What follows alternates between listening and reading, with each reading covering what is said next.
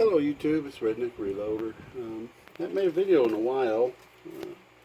Haven't anything to really make one on, and haven't been doing a lot of loading.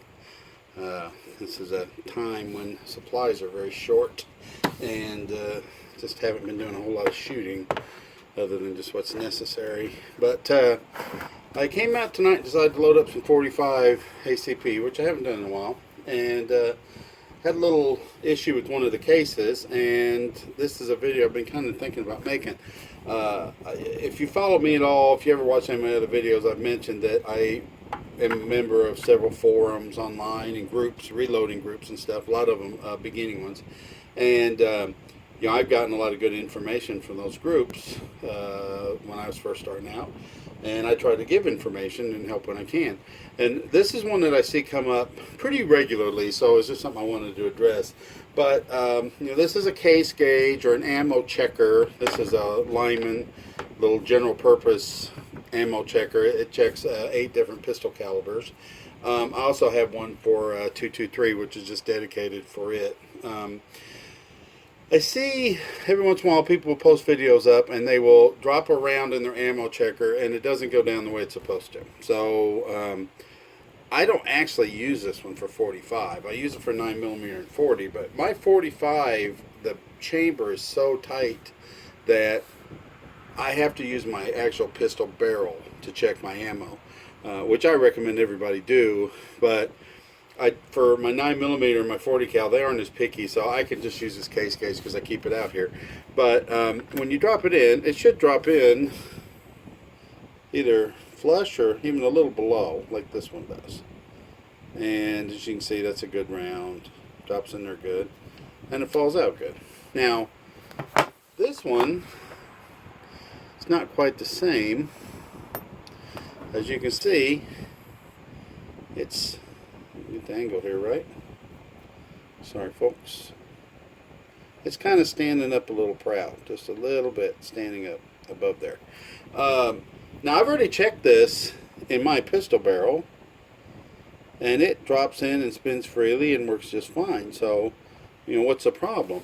And I'll see people who will post up a picture of something like this, and you know, the first thing on the forums, people start not attacking them, but going at them hard. You don't know, you're not setting your dies up properly. You need to dial your die in further so that you're getting cam over at the bottom and all that stuff.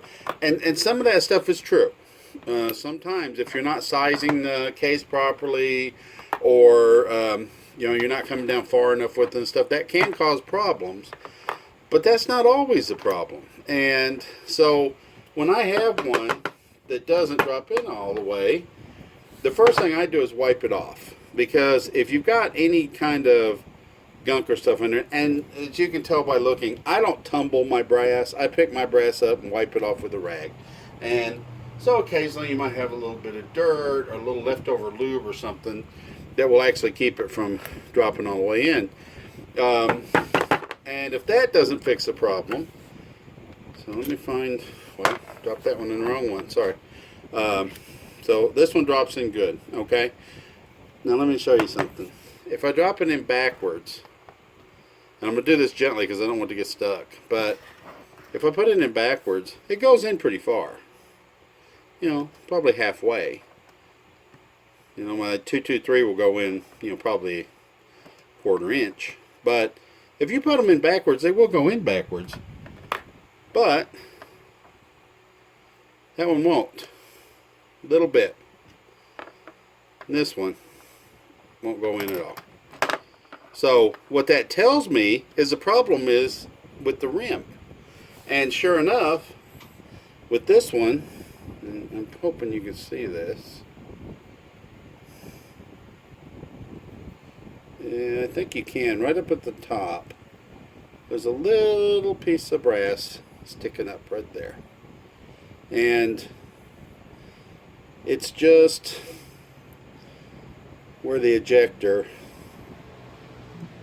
has kind of damaged the rim a little bit when this shell was pulled. It's not going to hurt anything.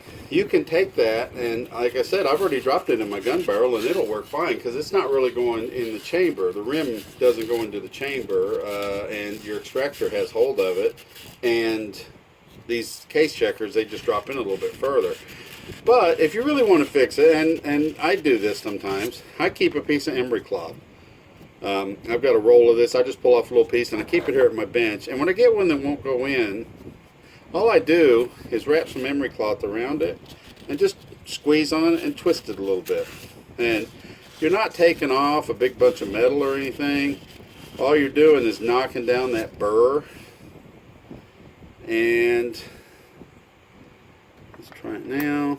See, now drops right in, no problem. And if I turn around backwards, look at that, almost all the way in. So when you have one that won't go in the ammo checker, first thing you do is just check the rim. Now this one doesn't really have an obvious burr sticking up like that one did, but I actually can feel a little tiny spot on the rim. I think you can kind of see it right there, kind of glinting. It does have a little spot, and that's enough to keep it from dropping all the way in. So I'm going to do the same thing with it. A little bit of emery cloth. Just give her a little spin around there.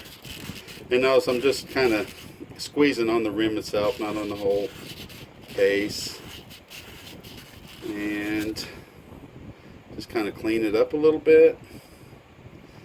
And see what happens. There we go. Now it dropped all the way in. So just a little bit of advice. If you have one that's if you're having problems like that with them not dropping in, before you panic and start going back and setting up your dies different, doing everything different, just check and see if there's a little burr on that rim, because I can tell you 9 times out of 10, if I have one that doesn't pass the case gauge, the ammo checker, that's what the problem is with it. So thank you all. God bless. Stay safe out there.